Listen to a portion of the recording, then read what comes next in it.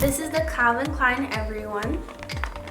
This is their first clean ingredient, so there's nothing from animals, animal derived, anything is clean, vegan, you know.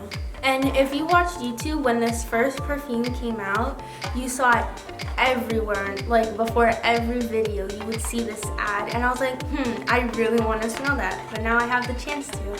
It's a citrus smell. It comes in this, like this, in the packaging, which I thought was interesting that the spray cap came separate from the bottle, but if there's a good reason, you can reuse the bottle, you could keep it for decoration purposes. It's glass, not plastic, which is good. The little top isn't even plastic, it's metal. Oh, and they have a little band right here you could use for like maybe a hair tie or something.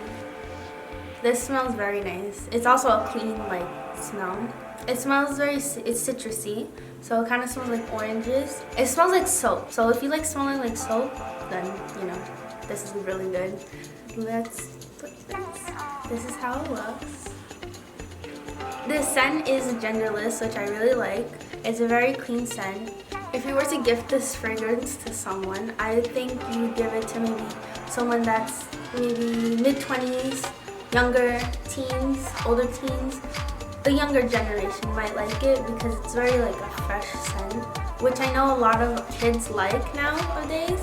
I would wear it, which means a lot of other kids would wear it. I would recommend it at Macy's.